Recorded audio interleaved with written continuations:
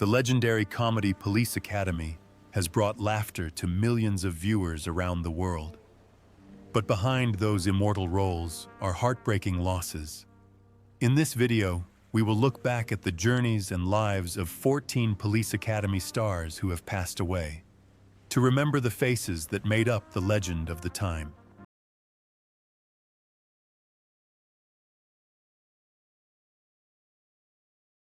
Bubba Smith as Moses Hightower. Charles Aaron Bubba Smith was born on February 28, 1945 in Texas. At 39, he became an unforgettable character to audiences around the world as Moses Hightower, a tall, gentle officer in the police academy from Part 1 to Part 6. Besides his comedic personality, Bubba was an NFL football legend, being selected first overall in the 1967 draft and winning Super Bowl V with the Baltimore Colts. Illness had worn away his body, while the image of a steel hero became a psychological burden he could not shake off. On August 3, 2011, Bubba Smith was found dead alone at the age of 66. The cause? Acute drug poisoning and heart failure.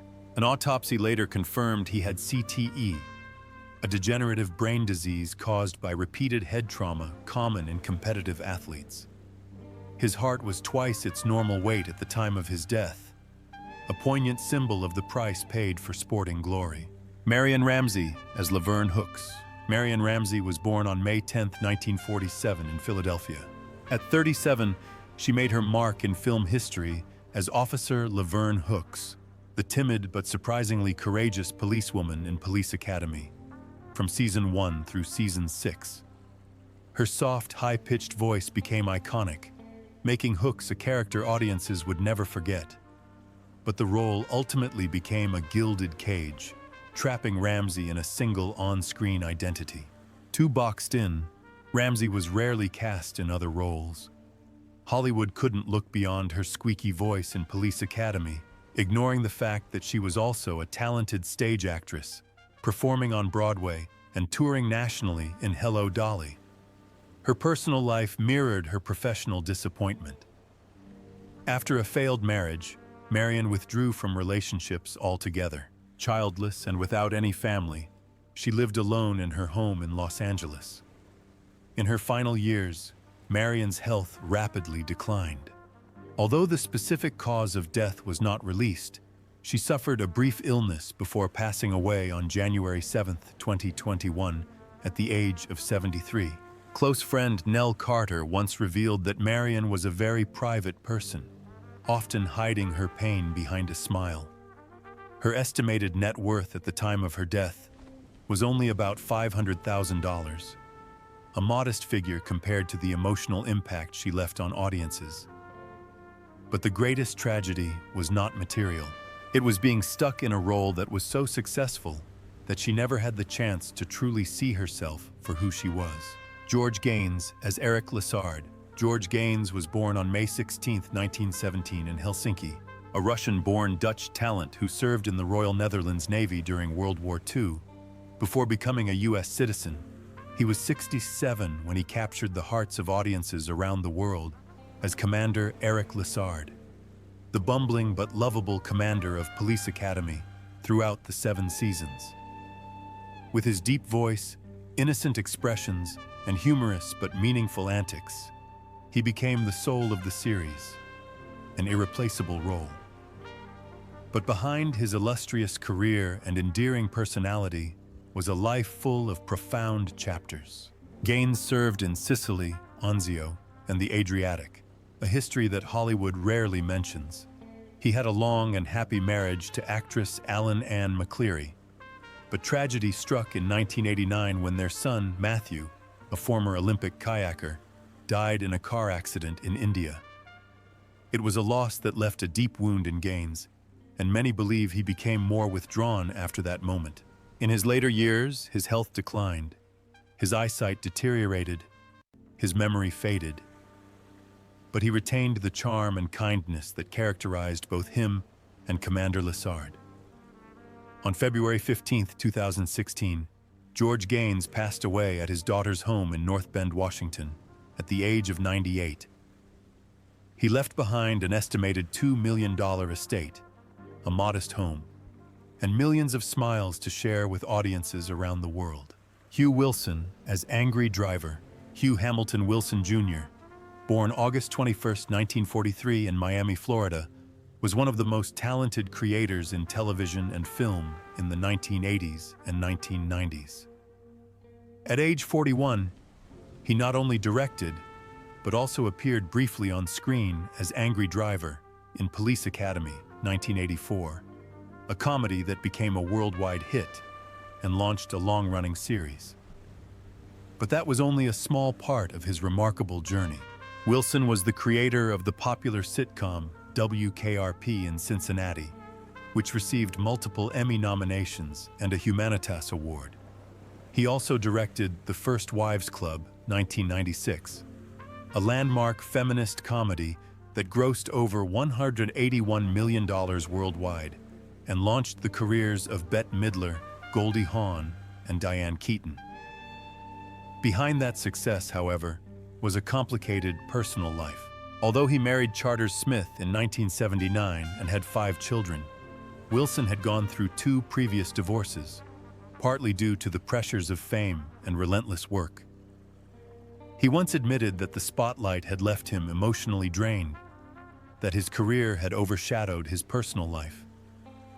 A devout Catholic and later a visiting professor at the University of Virginia, he carried the silent burden of feeling he had missed out on so much precious family time.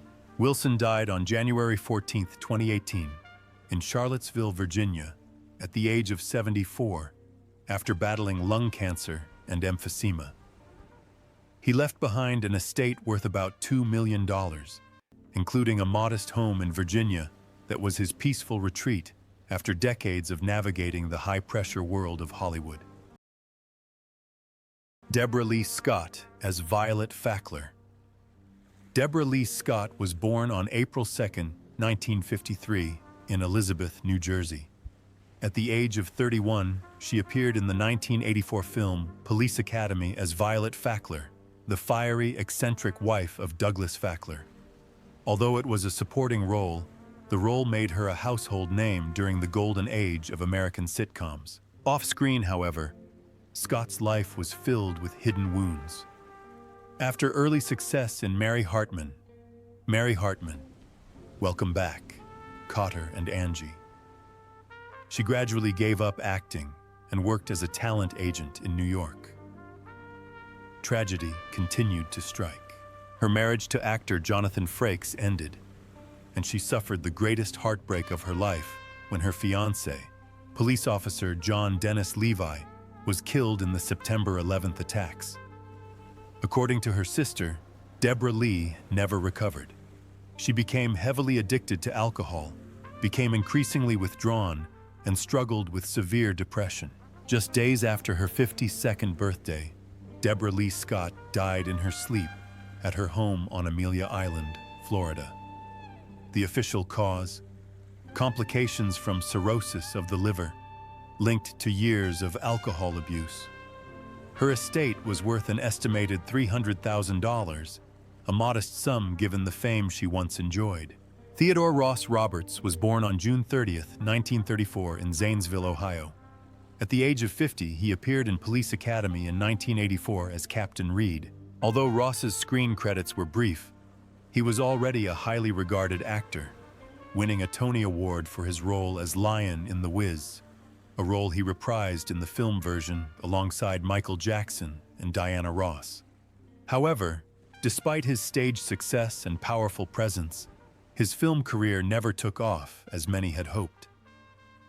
Raised by a nightclub singer mother, Ross was drawn to the spotlight of the West 5th Street nightclub scene at an early age. After completing his military service, he traveled across the United States singing, eventually landing in Los Angeles, where a small role opened the door to Broadway. With his powerful voice, charismatic stage presence, and undeniable charisma, Ross was often relegated to supporting roles, even when sharing the screen with legends like Richard Pryor and James Earl Jones. His personal life was equally tumultuous. A failed marriage left him withdrawn and emotionally distant. Friends spoke of the lavish parties he threw, but behind the excitement was a lonely soul who yearned for deeper recognition.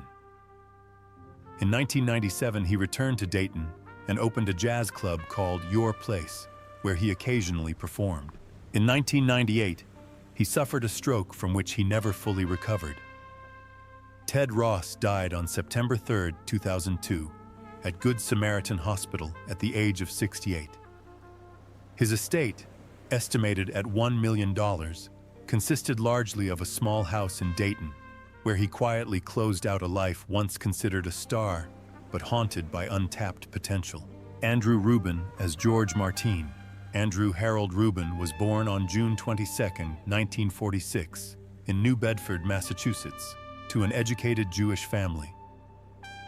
After graduating from the American Academy of Dramatic Arts, Rubin emerged as a promising face on American television, with roles in Shazam, The Jeffersons, and Hometown. But it wasn't until he was 38 that he made his mark as the charming, mischievous, womanizing George Martine in the first Police Academy film, 1984. Instead of opening the door to stardom, George Martine turned out to be the pinnacle of Rubin's career. Subsequent roles dwindled, and he was reduced to supporting roles and occasional television appearances. Fame never came as he had hoped, and Rubin gradually withdrew from the public eye, all but disappearing from Hollywood's radar. Few people knew that behind his humor and charisma was a decades-long battle with nicotine addiction, a silent killer that eventually claimed his life. On October 5, 2015, Andrew Rubin died in Los Angeles of lung cancer at the age of 69. He was married once, but kept his personal life largely private, spending his final years in solitude.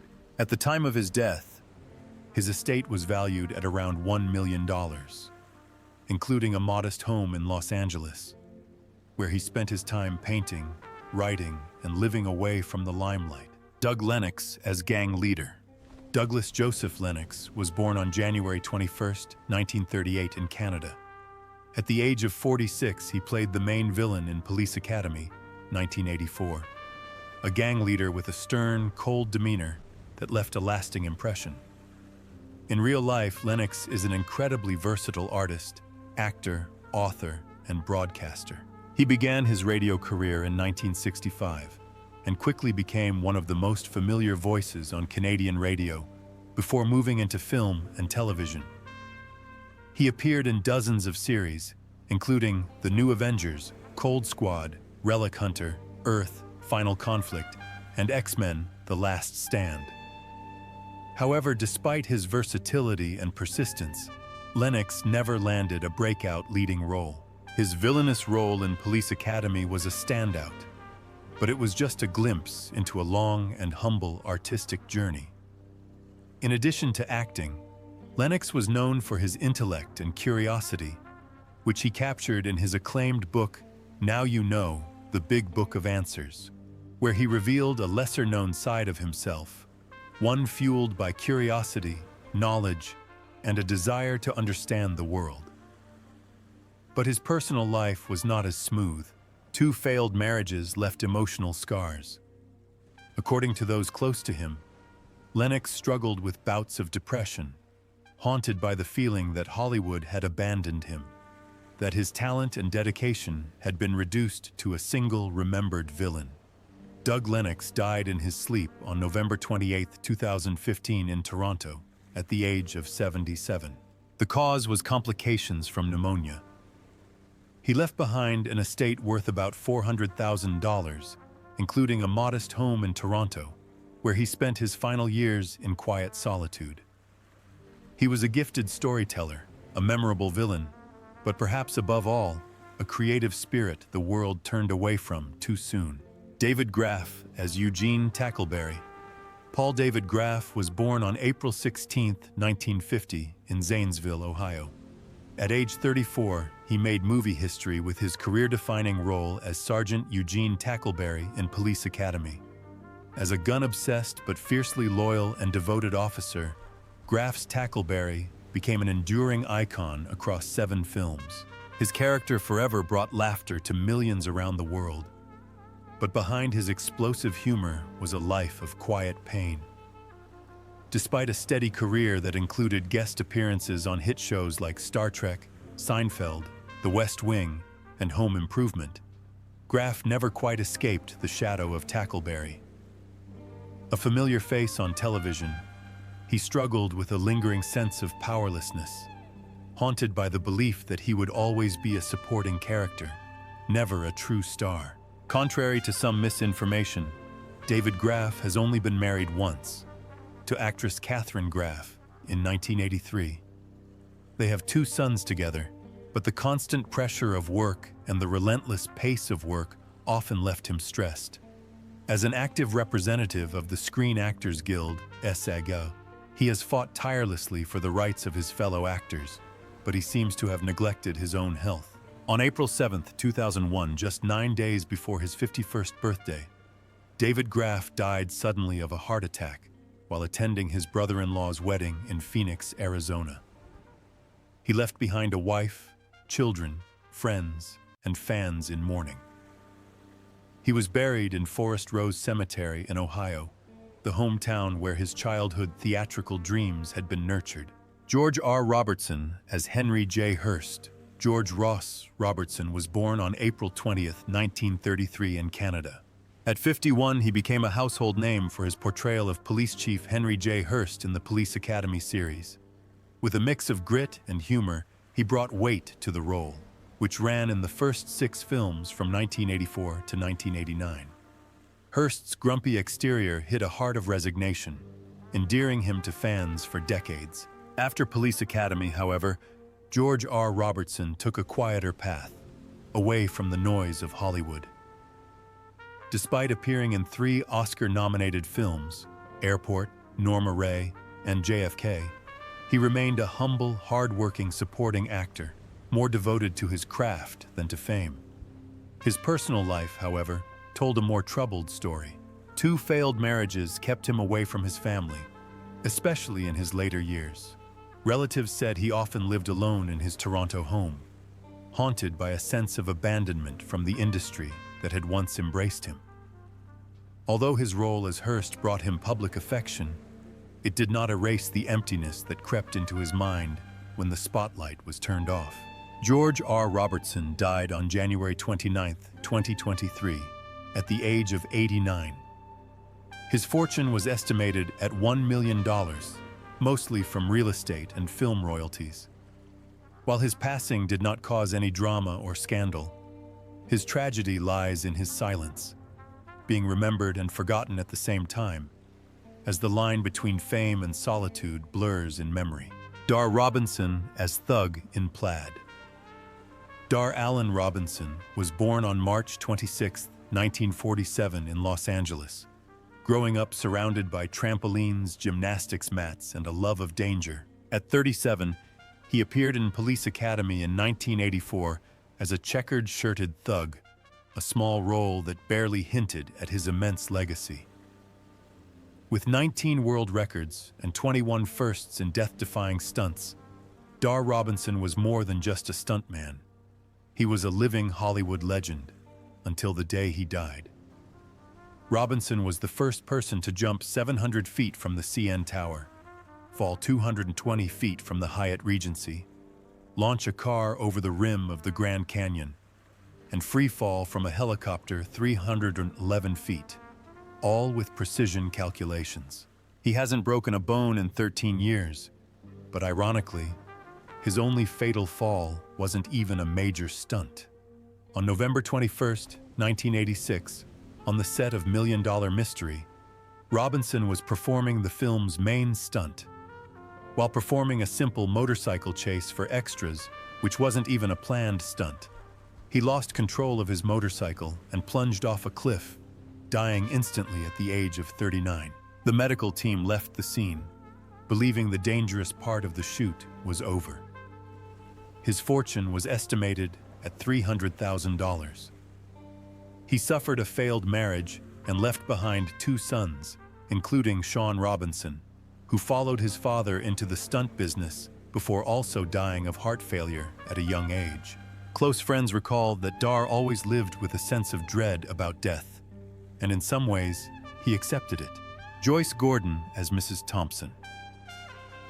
Joyce Gordon, born March 25, 1929 in Des Moines, Iowa, is not only an actress, but also one of the most outstanding female pioneers in the history of American television. At age 49, she appeared as Mrs. Thompson in Police Academy, 1984, a small role that helped define the film's signature comedy. But in a career that spanned decades, the role was a quiet note on a long journey of groundbreaking, often unsung achievements. In the 1950s, Joyce Gordon became the first woman to narrate a live television commercial, an act that was almost unthinkable for a woman at the time. She was also the first female announcer at a nationally televised political convention, and the first woman to serve as president of the Screen Actors Guild, SAG local chapter, leading the New York chapter since 1966. Far from being known as the Lady in the Glasses, her affectionate media nickname, Joyce became the familiar voice behind countless automated telephone recordings that millions of Americans hear every day. From the number you have dialed is not in service. Please dial first the area code. She was also the English-language voice for European film legends such as Claudia Cardinale and Jean Moreau, including in Once Upon a Time in the West. On the radio, she voiced Cherry in Mark Trail and Barbara Miller in My Son Jeep. Gentle yet enduring, she was an integral part of American audiovisual culture for decades. Joyce's private life was simple and thoughtful. She spent more than 50 years with actor Bernard Grant and raised 2 children, but her final years were spent quietly and somewhat forgotten. She died on February 28, 2020, at the age of 90, not in 2008, as some reports have erroneously reported, and left behind a massive cultural legacy, although her estimated net worth is only around $500,000. Despite all that she pioneered, contributed, and created, what is perhaps most upsetting is that the world only remembers her for her small role in Police Academy, Beth Amos as the little old lady.